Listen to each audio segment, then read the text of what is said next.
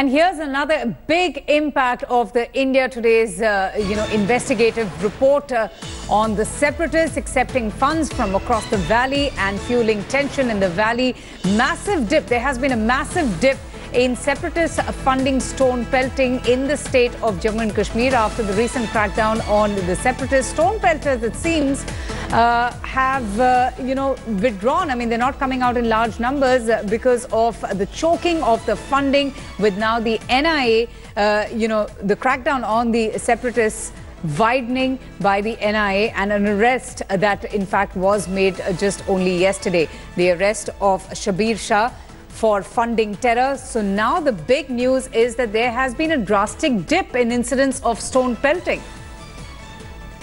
Kamaljeet Sandhu joins us with the very latest on this. Kamaljeet, a dip in stone pelting and, an absence of stone pelters. What exactly does this indicate?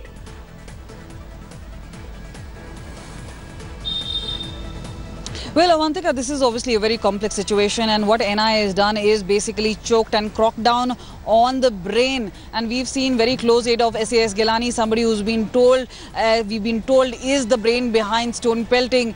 Some of these top leaders whose funds have now been under scanner have found to be in constant touch. And remember, NIA has prepared that dossier, but we've seen there has been a considerable dip in terms of stone pelting in areas. And remember, there was a time where stone pelters were coming out.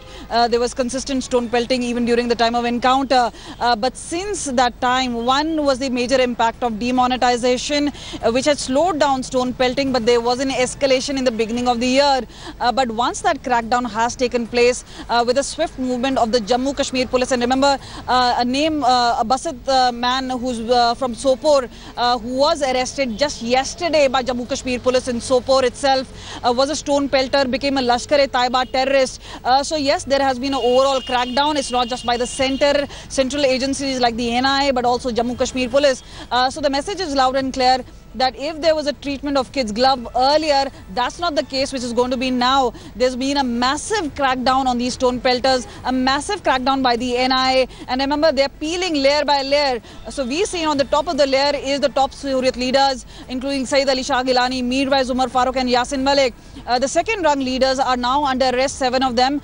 We just saw a vehicle, we just outside CBI headquarters, but a vehicle with all of them have been taken to the BSF Chawla camp. Where they will be interrogated in the safe house.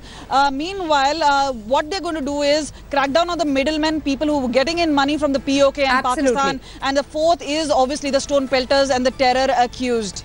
Okay, just stay with me, Kamaljeet. Stay on with me. We have some more breaking news coming in, that the 7 separatists who were arrested have now been taken to the BSF camp for further interrogation, with the NIA now taking them to the camp from the CBI headquarters. So this is also another bit of news coming in. And Kamaljeet, you were just making a reference of the same, of how these separatists will now be interrogated at length, with the NIA getting their custody.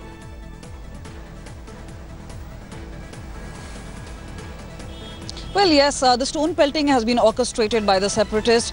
That has now been proved beyond doubt. And remember that interrogation has taken place throughout the night at the CBI headquarters.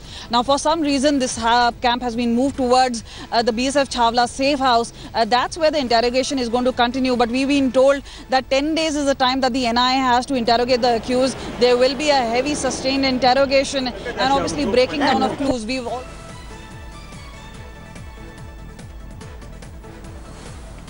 Go ahead, Kamaljeet, go ahead. Khan and Shahidul Islam, a close aid of Mirwais. Now, what is going to be... Well, let me repeat to you what I was saying. The fact is, many of these evidences are technical evidences which have been recovered by certain, which includes mobile phone records, which includes how they were in communication with stone pelters, Facebook profile, WhatsApp groups. All this is going to be a part of that NIA dossier. Also important is that there are now phone call records of separatists being in regular touch with these stone pelters about how there has been an under-invoicing and making that profit from LOC cross-border trade. That is to obviously send that particular money across to stone pelters. So yes, this is being orchestrated and been monitored by separatists all along. Now with the crackdown of the NIA, we've been told, the close aid of SAS Gilani, which includes Altaf Fantoosh, who's the son-in-law, Ayaz Akbar, Naeem Khan. This will actually block the nerve center to stone pelting. We've already seen in the past few days where the stone pelting incidents have come down. Now, many will agree that some of the stone pelting is being orchestrated by separatists. Some of it is obviously from the spur of the moment, in the heat of the moment. But yes, this will largely, security forces tell us, contain the situation in Jammu and Kashmir, especially Kashmir Valley. Okay, absolutely. And stay on with me, bro. Breaking news about Shabir Shah, the other separatist who was arrested, now being shifted to Delhi. So, you know, the NIA really widening its probe and cracking down on the separatists with the arrest of Shabir Shah in connection with a money laundering case against him for alleged terror financing. He too is going to be grilled by the security forces. And these are the visuals there now. Shabir Shah, who will be now shifted to Delhi for further interrogation, this after the arrest of the 7 separatists. And let's just remind our viewers, this is all happening following the India Today's sting operation that exposed these separatists having confessed on camera of accepting money, accepting huge amounts of money from across the border, from Pakistan, in fact, to fuel the unrest in Valley, to indulge in illegal activities, to really, you know, give money to stone pelters and the youth, to engage them in violence. So now really all of those nefarious activities stand exposed.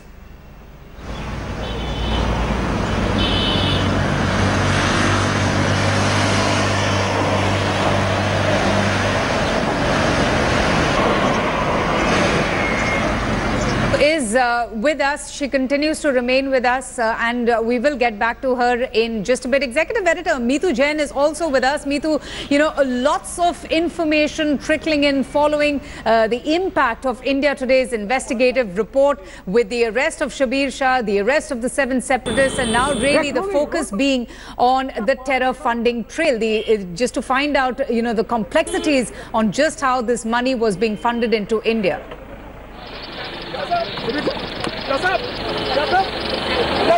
That's right. In fact, Shabir Shah, the case against Shabir Shah is an old case. It's a 2005 case where one of the associates of Shabir Shah, Aslam Wani, confessed to Delhi Police Special Cell that he had given a lot of money to Shabir Shah, 2.25 crore to be precise.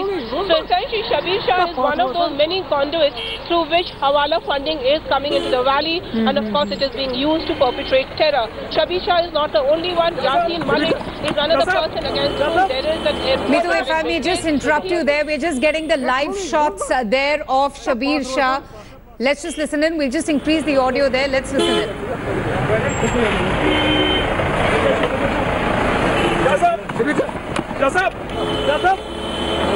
हम इस चीज़ से घबराते नहीं हैं। Politically motivated, political वेंडिटेटा, हम right of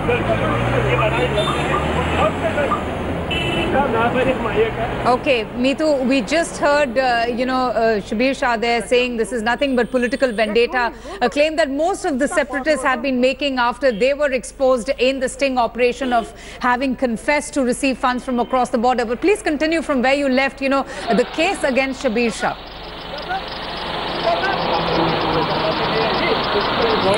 Exactly. Political vendetta is what Shabir Shah and the others would like to say.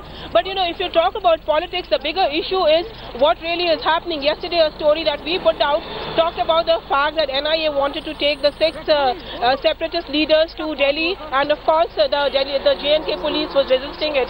So it does appear that there is a case of central agencies versus state agencies. Central agencies are extremely proactive, whether it is NIA or Enforcement Directorate.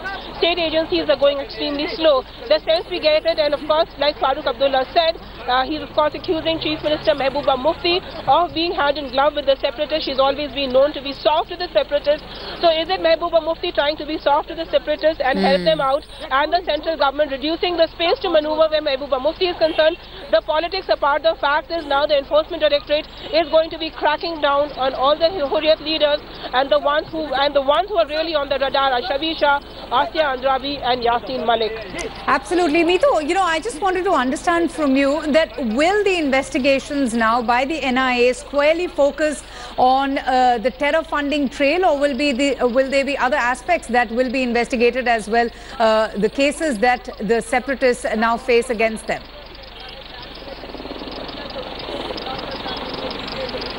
Well, you see, it's not just the separatists and terror funding and the fact that they are, giving money to stone pelters to throw stones or to raise the Pakistani or ISIS flags, etc., etc. It's an all-out effort that's going to be done. We are talking about also, cyber jihad and narco-terrorism. Like the DGP of JNK told us the other day that about 85 kgs of drugs has been seized in the past 15 days.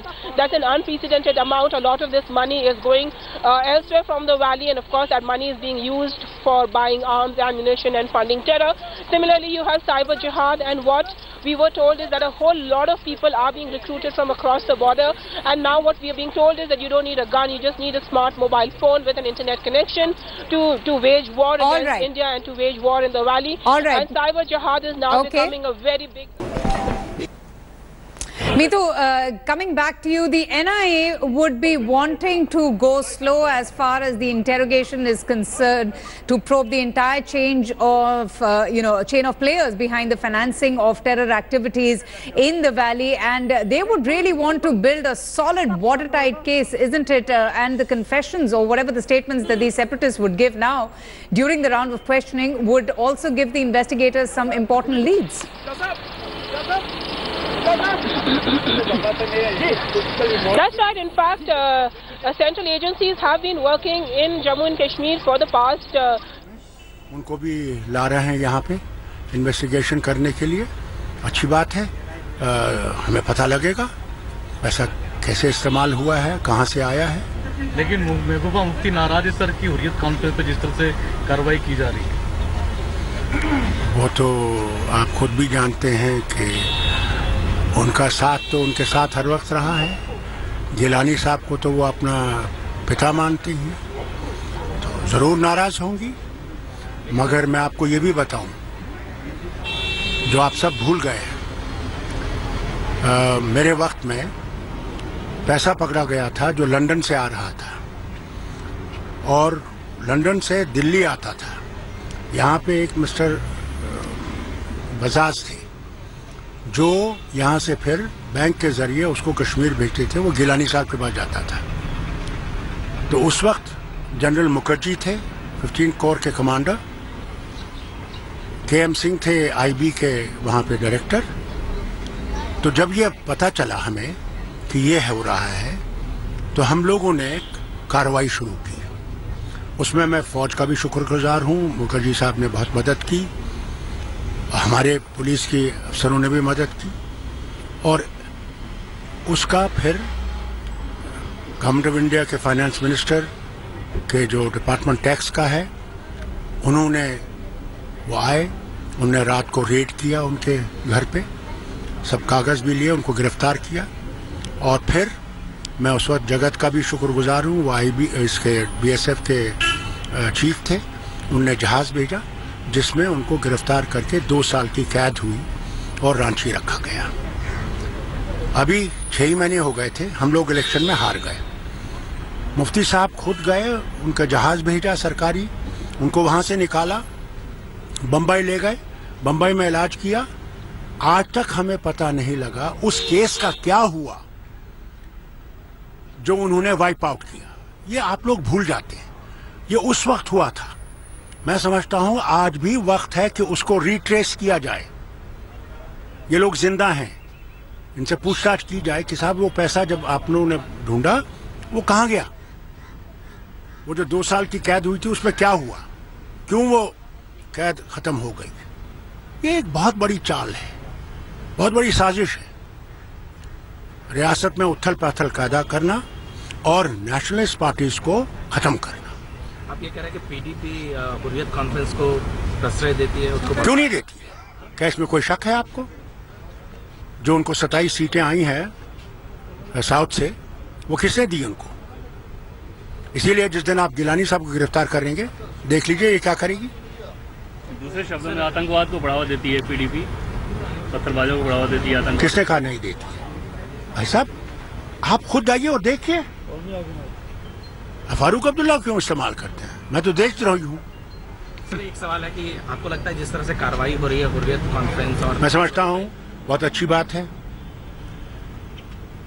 न सिर्फ घाटी के लोग बल्कि मैं समझता हूँ सारा देश आज ये देखना चाहता है कि सच्चाई क्या है और झूठ क्या है, कहां से पैसा आया, कैसे खर्चाया गया, इसका इस्तेमाल कैसे हुआ, ये सब बाहर ना आ जाएगा। हम यही, आप भी खुश होंगे, हम भी खुश होंगे। शुक्रिया।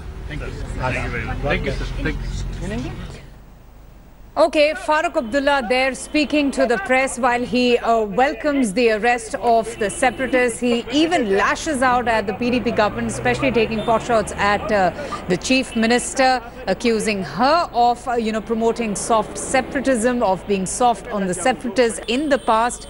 So really taking a dig at the Jammu and Kashmir chief minister, Mehbooba Mufti, as well, and making a demand that there needs to be a thorough probe, that everybody in fact needs to be interrogated, needs to be investigated, the truth will come out, and separatists in fact also should be questioned as well. These are the live shots that we are showing you right now of Shabir Shah being taken away, and the journalist is getting that quick reaction from him before he was whisked away, and him saying that this is nothing but political vendetta against him. Meetu Jain, executive editor, is with us from Srinagar. And Meetu, I don't know if you got a chance to hear Farooq Abdullah once again attacking the PDP government, asking those questions, accusing, the chief minister of advocating soft separatism in the past, being soft on separatists, and, targeting the Mehbooba Mufti government as well.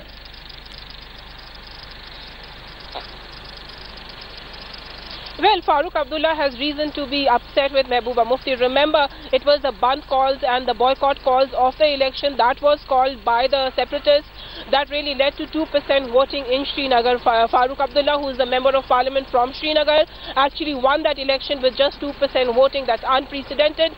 Democracy has abdicated itself in the valley. That was the allegation by the PDP, and of course the National Conference tried to justify that election. But nevertheless, now of course Farooq Abdullah and the National Conference has a massive grouse against the PDP, and naturally so, because the sense that one does get is that time and again the allegation that has been made against the PDP is that it is soft on the separatists.